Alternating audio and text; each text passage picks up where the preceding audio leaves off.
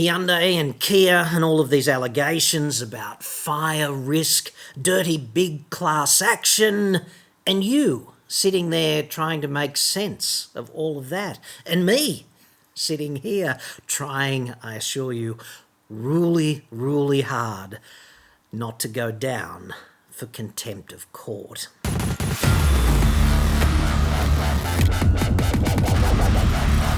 I'm John Cadogan from AutoExpert.com.au, and I get new cars cheap. Australia only, website, card. Now, this, in a sense, is the report that I really haven't wanted to do, but which many of you have requested. And I don't want to do it, but not for the reasons that many of you allege. We'll get into that. If you are the slightest bit hazy about class actions and recalls and fire risk and serious safety defects and public safety and media claims about class actions and all of that stuff, I'm going to deep dive into that for you right here and right now. This is going to be a fairly long one, but hopefully it will give you some value and you'll emerge from it with a better understanding of how all of this stuff works. And hopefully I'll emerge from it without the cuffs on, and my next video will not be presented to you behind bars.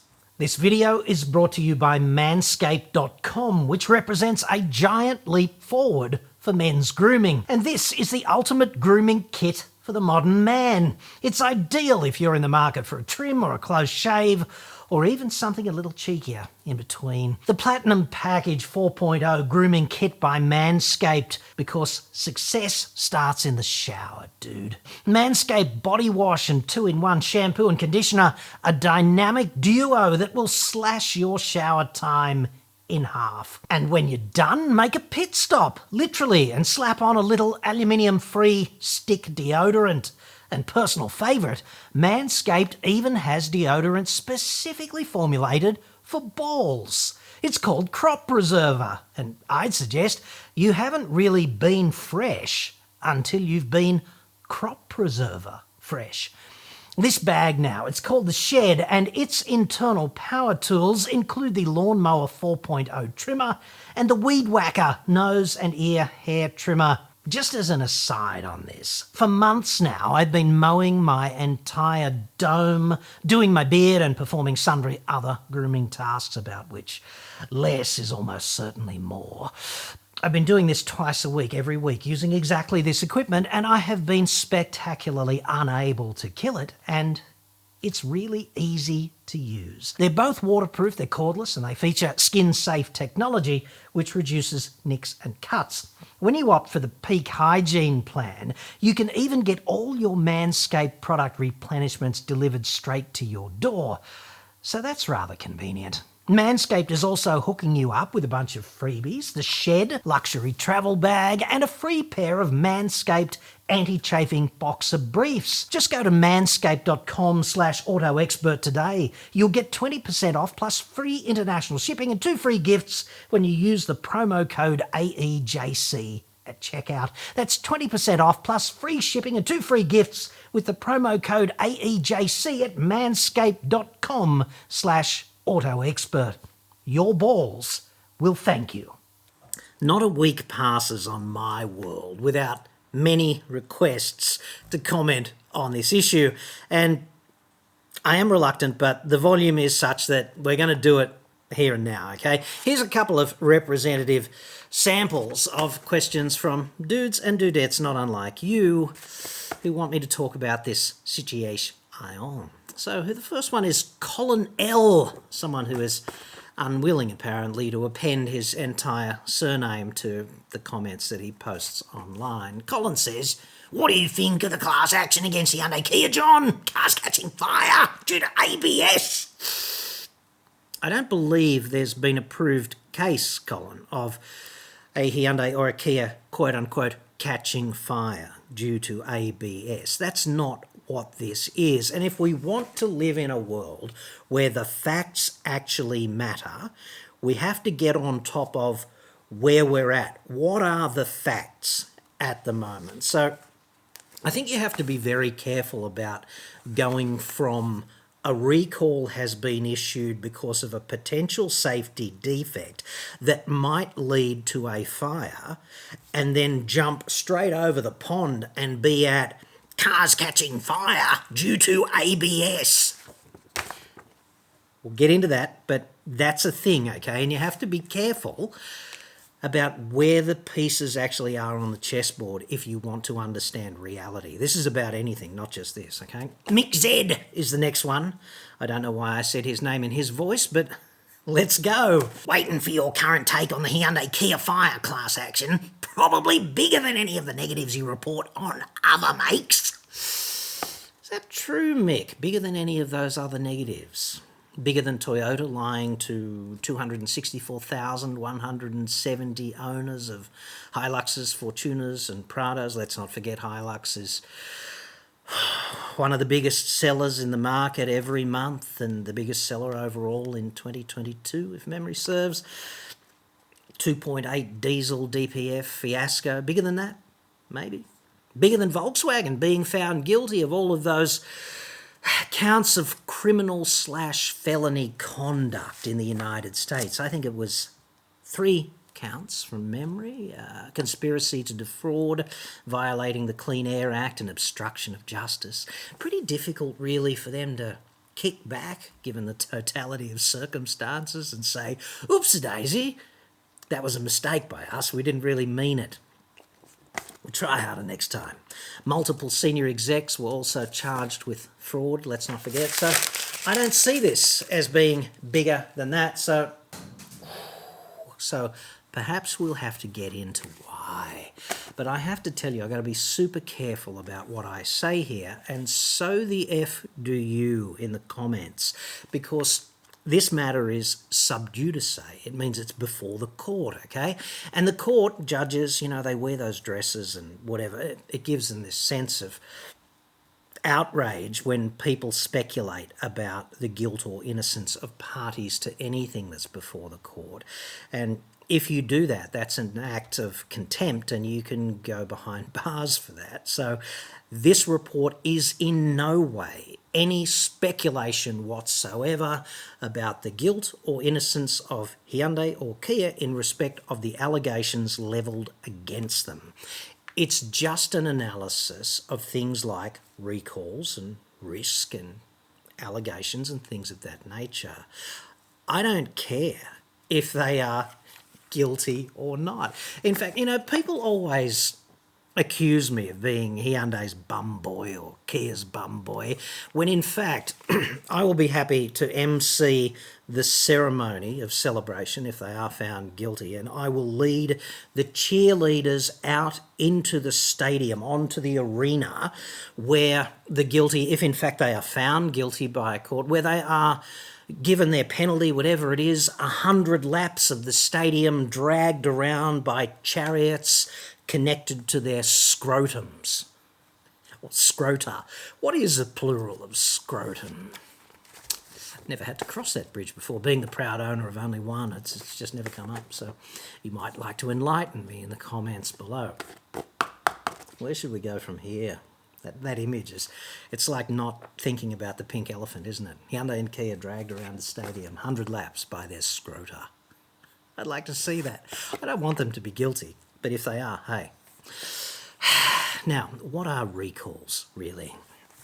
In Australia, recalls only exist for serious safety defects. This is not just with cars, it's with all products. There's a whole regulatory apparatus around recalls, which are largely a voluntary system, and it's only for serious safety defects. So if the paint is going to start flaking off your car and you demand a recall, it's not going to happen, dude, because that's not what recalls are for. And if the headlining might sag in your car, or the cubby bin lid, the screws might not have been properly installed at the factory and it might get loose and vibrate over time and you're outraged and you demand a recall, not going to happen, okay? It's just, that's not what recalls are. Recalls only happen if something has the capacity to injure or kill someone, and it's found out later, okay? So what you always see in recalls, if you go to the recalls website, and I just copied and pasted this morning, okay, so that it would be accurate. Now, this is from some vehicle recall, I can't remember which one. The phrase that you're always going to see is something, words to this effect, okay, quote, could increase the risk of injury or death to vehicle occupants, other road users or bystanders, blah, blah, blah. If the defect is not capable of doing that, then it's not fair game for recalls. In fact, if it's the flaky paint or the saggy headlining or the rattly cubby bin lid, whatever, the infotainment going blank, right? That's handled by a completely different mechanism internally. They're called service campaigns. And in fact, just so you know how this works, when you turn up at the dealer for your service, your car has its DNA decompiled within the VIN code. So what they do is they type in the VIN code to the server, and the server then spits out. And not only does it know everything about your car, the colour, the powertrain, the trim level, the genuine accessories that you chose to have fitted, the options, whatever, okay, it also knows, the server knows if there are any outstanding recalls or service campaigns, and they get done for you in the background for free. So I'd suggest that this recall system that we have in Australia is a shining example of a system that is not broken and which is extremely effective. And the reason I don't kick car makers in the slats when a recall is issued is because they're complying. And not only are they complying, they're already copping a reputational knee in the nuts because of the way these things are perceived publicly. They're putting public safety first, getting kneed in the nuts, doing the recall at their own expense, like for free for you, and therefore, what is there to criticise? Nothing. This is a system which works, okay? I'd further suggest to you that existence of a recall is not evidence of shoddy design, right? And I say that to you as an engineer because cars are properly complex things. They're an amalgamation of 5,000 to 10,000 parts, and it depends how you define a part, okay? But all of these parts interact with each other, and they interact with the driving and storage environment. And not all of the consequences of all of the complexity of those interactions can be known at the point at which that car is deployed into the public domain. And what in fact happens is that some negative consequences of these interactions come to light months, weeks, years, whatever, down the track. And the company then goes on a fact-finding mission and narrows this problem down to its cause, and then also goes and looks at the size of the batch of products that are potentially affected by this defect. And that's what recalls are, right? These headlines that go like brand X recalls 200,000 Camrys or Tritons, whatever, it doesn't matter, for fire risk or whatever, that does not generally mean that those 200,000 vehicles are defective. It means that the car company has narrowed down the batch, the production batch, to this number of vehicles that potentially have this defect. And the job of the recall that's being done by the dealership, there's a document, it says, here's how you do this recall. And in most cases, the principal action that takes place is inspection.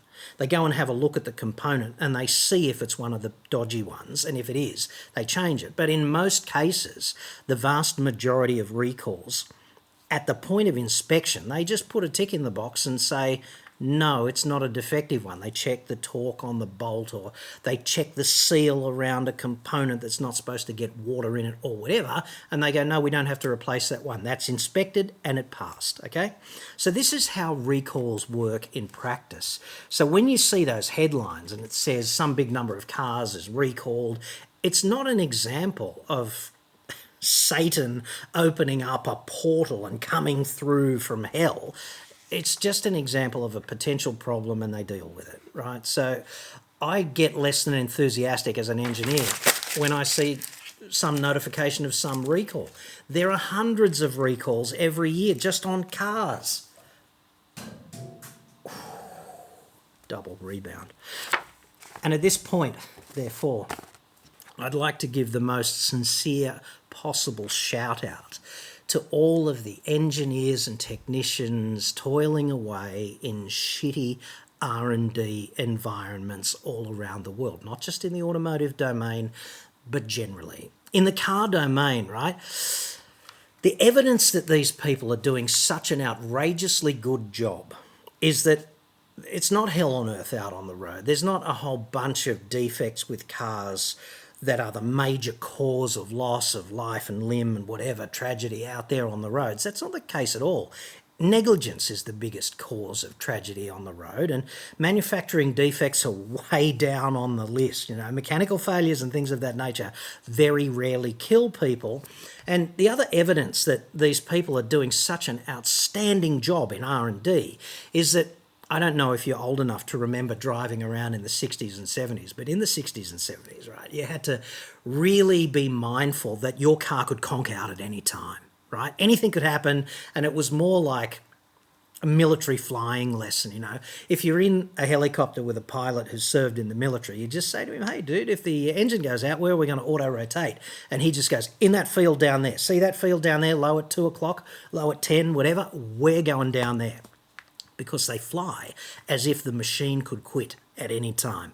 And it's probably a great idea to drive like that, right? Off the bat, if the engine goes out now, what's the traffic environment? Where can I pull over safely? And yet cars have become so reliable that you don't have to do that anymore. And people get properly outraged when it happens. They say, I could have died. Something should be done. And I kind of go, yeah, dude, but you didn't die, so this is like trying to get compensated for an injury that you didn't suffer. You know what I mean? Anyway, at this point, you should know what recalls are all about, specifically with cars and where the reliability framework is with cars, right? Now, class actions, okay? The law firms that launch class actions, the Bannister Laws and the Morris Blackburns, etc., they are extremely keen to cloak themselves in the language of virtue, right? Because they're sticking up for the little guy. They're getting justice for 100,000 people who might not otherwise be able to launch such an action on a one-on-one basis in court or something. And to some extent that is true, but I'd suggest that the real thing about class actions is they are properly big business. And that means that law firms that specialise in class actions, they have a team of people either on staff or freelance, and they're really turd miners. They jump into the mine and they look for a turd. They look for a turd lined with gold, right? And that means that you have to find a suitable number of people, like 50 or 100,000 people or more, hopefully, and they have been quote-unquote wronged in some way, or a picture could be painted that a court subscribes to in which they've suffered some kind of loss, and they could all be compensated. And if, 1,000 people suffer a $2,000 loss, then all of a sudden there's $2 million on the table in compensation, isn't there? And what they seek to do is skim the cream off the top of the compensation and give the rest on some sort of distribution basis to all the parties to the class action, okay? That's kind of how this works. And furthermore, the existence of a class action needs another party, and these parties are not very well known, but they are big organisations with deep pockets which specialise in funding class actions. They're like investors. In fact, they are investors. They invest in class actions. They're specialist legal investment firms. They're kind of up there with hedge funds or something. They just go, yeah, that one's got legs potentially, and they do their due diligence and they say, well, on the balance of probability, we might be having a dirty big party at the end of this one, and we'll celebrate with a cake and everything. That special cake that they like when there's pats on the back all round. It's that big cake on the stage with a stripper inside because they've done such a good job. So, existence of a class action is not evidence of guilt on the part of the accused party here. Okay? What it's evidence of is a fairly humorless investor bean counter type organisation has done the due diligence and figured out on the basis of whatever their specialist knowledge of this area and other investigations that they've done, that on the balance of probability, at the end of this one, it could be stripper in a cake o'clock, right? So that's kind of where we are every time you read a press release or a news story that says a class action has been launched against blah. Generally, it means that a law firm specialising in class actions has managed to convince a specialist funder that the stripper in the cake could well be the result of this one on the balance of probability. Now, with that in mind, I want to talk to you about cars and fires, because cars are a pyromaniacal paradise. They just are. They've got it all. They've got airflow and high temperatures and highly flammable fuel and plenty of flammable materials inside. They've got high temperatures and they've got electricity all over. So, you know, if you're Satan and you want to restoke the fire under Hitler or something because, hey, it's been getting a bit cool down there, then just bring in a car, dude. That's all you need, right? Because it's a miracle to me, talking to you just as an engineer, that every car doesn't catch fire 3 times a week. It's a testament to the diligence and hard work of a great many unsung people in R&D that just doesn't happen. And also at the refilling station, right? There's so much systematic protection at petrol stations that everybody statistically who ever attends one has lost sight of just how fucking dangerous petrol is. It's a miracle. Like, if we take the divine intervention out of it, the fact that all cars don't burn on a regular basis is a proper modern world miracle, in my view. Now, this Hyundai Kia recall defect, okay? It's a potential defect, like all recalls. It's not every one of these cars guaranteed to catch fire at some point. It's a potential defect that they've identified. And the ABS unit, which is a box inside the engine bay, has this electronic control unit, and part of that electronic control unit, unsurprisingly, is a printed circuit board. And so the ABS ECU PCB is susceptible potentially to the ingress of moisture, presumably from condensation or some other source. And if that happens, a short circuit might occur. And if that occurs, the car might catch fire.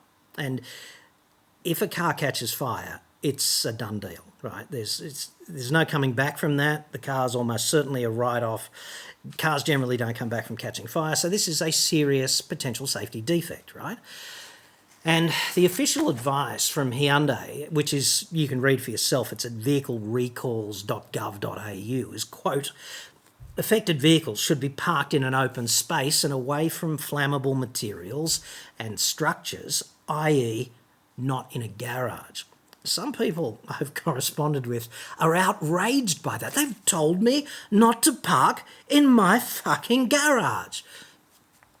I'd suggest that parking a car in a garage is generally a bad idea, given all the things I said earlier about everything that exists in cars relating to fire risk. It's just the complete Molotov package, is it not? So I've got a double garage. We're sitting in it right now. My cars are parked out on an apron out the front. It's got an awning over the top, but it's in open air, essentially. And I note that refueling takes place in an environment not unlike that either. It's never inside an enclosed building. So there's that. Irrespective, that seems like entirely prudent advice. And the mechanism of this particular recall is that they contact you. Hyundai contacts you because they know you're the owner. Pro tip, if you buy a used car privately, then you should go to the car maker's website and you should put in the VIN and tell them how to contact you in case a recall comes up down the track. Then they can know that you are the owner of VIN code blah, and something happens, they'll look after you. You know, the recall comes up on a batch of vehicles of which yours is now one, then they know how to contact you and it'll just happen in the background, right? All car makers have a portal online where you can do this. Or you can just go to the dealer. You just turn up at any dealer and say, Rego Papers, here's the VIN code. Can you put me down as the owner? And, if they're half smart, they'll do it for you. So Hyundai contacts the owner. You go to the dealership if you are the owner of such a car, and the problem goes away because they follow the recall procedure. So that's how all recalls work commonly, all right? And I sort of think that because we're at the stage where this is just an allegation, but there are so many media reports surrounding it, and there's no real evidence that this particular ABS defect or anything else is resulting in a spate of fires. Like, I haven't seen any reports that indicate someone has actually been injured or killed as a result of this defect. Okay, it may exist. I may just not know of it, but in any case, I haven't seen a report of that, and therefore they are at risk of having their reputation properly tarnished by perception as opposed to evidence. All right, so there's that. And there is a spin campaign which is in full swing, and this is from the law firm Morris Blackburn, in this case, that has launched this law firm. They've got a lead plaintiff, and her name is Anne-Marie Johnson. I've got nothing but respect for Ms. Johnson, okay, because she took really effective action in a crisis and saved the day, basically. Like, she's at home and the car's in the garage, it catches fire, and she smells the smoke. And in a situation where many people would just cave in and watch the whole joint go up in flames, she whips out, gets the garden hose, suppresses the fire, takes effective action for a sufficient period of time to allow the fire brigade to arrive and put the fire out, thereby saving the house. So, ladies and gentlemen, Anne-Marie Johnson, 2 thumbs up, 15 points out of a possible 10, hashtag respect. Furthermore, I'd suggest that if this happened to you one day, put yourself in her position, dude. Like, this happens to you one day, you're sitting around and all of a sudden you smell smoke, you walk outside, house is on fire, potentially, car's on fire, house is at risk. That would change you. It'd change your perception. I'd understand if you had particular views about the car maker or whatever flowing from that. That's not evidence of guilt either, though, I'd suggest. But your emotional reaction to being put in a situation of this nature would be completely understandable, and no one would have a crack at you for that. No one who had, an ounce of empathy. Anyway, slightly less than what I've got in terms of empathy, but anyway. She says, Ms. Johnson, it could have been a fatal disaster. Yeah, it could have if it had happened at night, for example. And as I understand it, in Ms. Johnson's premises, the bedroom was above the garage. So this is why smoke detectors are so vital. And it could have been a fatal disaster, as she alleges. But you know what? It wasn't. So she goes on and says, we were very lucky to have noticed smoke coming into the house from the garage. Yeah, absolutely. Lucky. Luck is a factor. Had we not caught it early, it's almost certain the whole house would have gone up. Yeah, that's true as well. And like I say, I've got nothing but respect for her, and I understand Ms. Johnson's emotional position following an incident such as that, and I think we would all probably go down that track. So I don't mind that, and I don't mind talking about this either, incidentally, because this is issued by Morris Blackburn, the law firm, right? And 1,000 lawyers have looked at this and made sure that every letter on that page, every word, the construction, the punctuation, none of it is contempt of court. Andrew Watson here, he's the cheese of class actions for Morris Blackburn lawyers. He's quoted as well. He's presumably the conduit between the funding company and the actual litigation itself. So he's a big deal in this action, and I'd have to say I agree with him on some things and disagree on others. And he says, quote, this is a serious defect impacting hundreds of thousands of vehicles with potentially catastrophic consequences for vehicle owners and bystanders. I go, yeah, it is. If it's the subject of a recall, it's all of those things. In fact, every one of the hundreds to thousands of recalls publicly listed on the government's website fits that definition. That's what recalls are, okay? Consumers expect, this is him again, consumers expect that vehicles they purchase will be safe to drive, safe to park in their garage, and free from defects which could result in the loss of life. Now, I don't know if anyone's done the research on what consumers expect, but talking to you as an engineer, if a consumer expects that, then they are properly off the reservation and out of touch with reality for a few reasons. Number one is that every known mode of transport, like there's never been a benign one, everything from walking to riding a horse or getting on a ship to driving a car or even taking the fucking space shuttle into orbit or back, has killed people, right? Transport is not benign. And if you suggest that transport is safe, you're an idiot, because there is an inherent level of risk in every known mode of transportation. So you might expect whatever you expect, okay? But if you expect a mode of transport to be safe, then your expectations are, at the kindest I can be, out of touch with reality. If you expect it to be free from defects which could result in the loss of life, then perhaps you should recalibrate your expectations simply by visiting vehiclerecalls.gov.au, because there you will see documented evidence of thousands of instances across the whole vehicle domain with every brand where vehicles are not potentially free from defects which could result in the loss of life. That's just part of the car ownership deal.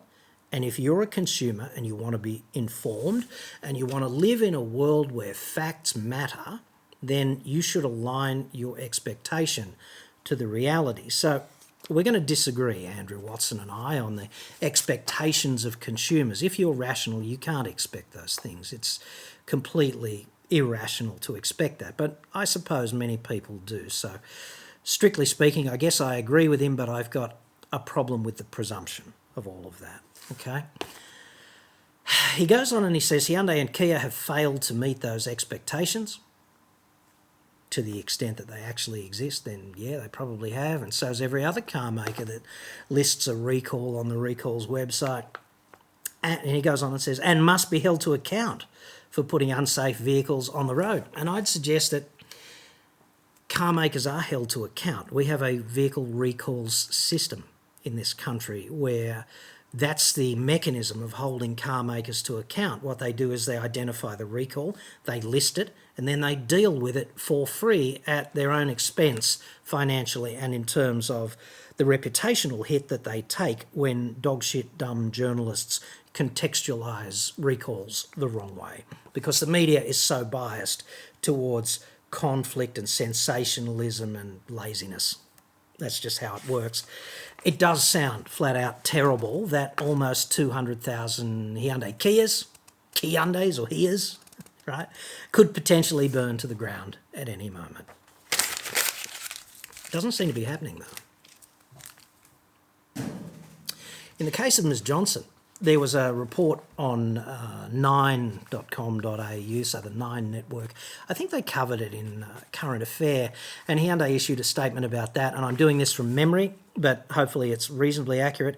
They commissioned an independent investigator, and it couldn't determine the cause of the fire, and furthermore, Ms. Johnson was compensated by her insurance company in respect of the loss that she suffered, and the insurance company, according to the statement from Hyundai, decided not to investigate the incident any further. And I'm sure if they thought it had legs, they probably would have investigated it. Like if they could have recovered the loss from some responsible party and there was a chain that they foresee where they could join the dots, then they probably would have gone down that path, because my experience of insurance companies is that if they can get out of paying, or if they can recover the costs of paying a claim from another party, then they do try really, really hard to do that. Anyway, that's just from memory, okay? So if you want to put this truly in perspective, my challenge to you is to run an experiment, right? To duplicate an experiment that I ran this morning, okay? So the cool thing about science and experiments is that the results need to be repeatable. So if you step off the 6th floor balcony, we can figure out how long you're going to be in flight and what the speed is going to be that you hit the terrain at the end of it. And it doesn't matter who runs the experiment, the results are always going to be the same, basically. So you can run this experiment just the same as I did. It's easy. All you need is an internet connection and access to Google, which frankly you have because you're watching this video now. We're going to weigh up the relative fire risk status of the top 6 car manufacturers in Australia. And in addition to Hyundai and Kia, the other 4 brands rounding out the top 6 would be Toyota, Mazda, Mitsubishi and Ford. Okay, and what I want you to do, if you want to run the experiment, just get to the homepage of Google and search for Fire Risk Recall Toyota Australia, and then repeat it for the other 3 manufacturers, okay? We're going to limit ourselves, if you want to save time and do it efficiently, just look at page 1, okay? Don't go cherry picking and searching for results on page 15 or something. Limit yourself to the page 1 search results of Google, and Google will serve them up to you based on relevance, and Google's AI is pretty good at that. If you do Toyota, right, what you find is that Toyota recalled almost 23,000 piss, creaky and wanking chariots, also called Land Cruiser 70 series, for a potential fire risk in May of 2020. So that's 23,000 units there. A year later, they recalled about 700 Hilux Rogues, which frankly threatened to live up to their name, literally burned to the ground following an engine bay wiring defect that could lead to a short circuit. So that's just shy of 24,000 fire risk recalls for Toyota on page 1 of Google. Moving to Mazda now. Late in 2017, this is also just from page 1, Mazda recalled about 20,000 BT50s for fire risk. Okay, and then in October of 2021, they recalled 2,500 Mazda 6 MPSs and RX-8s that had a fuel pump which could crack and leak fuel and ultimately go completely Vesuvius while you remained inside if you were unfortunate enough to do so, and your job was to go completely fucking Pompeii. Okay, I don't think that ever happened, but the recall happened because this was a potential safety defect like all other recalls. Mitsubishi now. In March of 2020, Mitsubishi Motors Australia Limited recalled 102,000 Tritons, which had a potential wiring defect with the tow bar harness, which could lead to a fire in approximately the Triton's rectum, which, let's not forget, is right next to the fuel tank, and if you're towing your Chatois, just in front of your caravan, which would be in the direction of the prevailing airflow if it happens while you're en route. So that could be fun, halfway to Dingo Piss Creek, couldn't it? And then in April of 2021, Mal also recalled Tritons, which were fitted with some dodgy canopy, which I think they sold as a genuine accessory, and the defect there was another electrical wiring defect to do with the light in the canopy, which could short out or something and result in a fire, and I don't think that ever happened to anyone either. But disaster averted thanks to the recalls process. And finally, Ford, which is frankly, as we know, always channeling the ghost of Pinto. Yes. Ford recalled 43,000 Foci for fire risk in May of 2020. That was a fuel leak for that one. And then they also recalled about 59,000 Rangers that had the same fire risk problem as the BT50s from Mazda, which we spoke about earlier. So in total, they're clones of one another, obviously. 79,000 total vehicles had that potential defect. And in May, a trivial, except if you were one of them, 700-ish Foci and Fiestas were recalled because the engine oil separator could go poopy in its trousers after a particularly potent Vindaloo the night before. And as we all know, the consequence of that is, dude, it burns. It burns. In fact, I think you would be hard-pressed to find a major manufacturer that has not recalled hundreds to thousands and probably tens of thousands of vehicles due to potential fire risk over the past 5 years. All right, that's just my gut feeling. I haven't done that research, but you never know, though, do you? Because I don't want to appear as if any of this is a speculation about Hyundai's innocence or guilt. That is yet to be proved. And as I understand it, this court hinges on the proof of some alleged dereliction on their part in relation to the acceptable quality consumer guarantee, which is a piece of consumer law, and the proof, the thing that Maurice Blackburn is going to be trying to prove is that Hyundai is engaged in alleged misleading and deceptive conduct. And I make no representation one way or the other about that, because I don't want that to be the culmination of this fine report apropos of what happens to me. I want to inflict myself on you in coming days, after all. Maurice Blackburn's class action cheese and his, sort of covert funding, whatever agency that's backing this whole class action, they might have a smoking gun.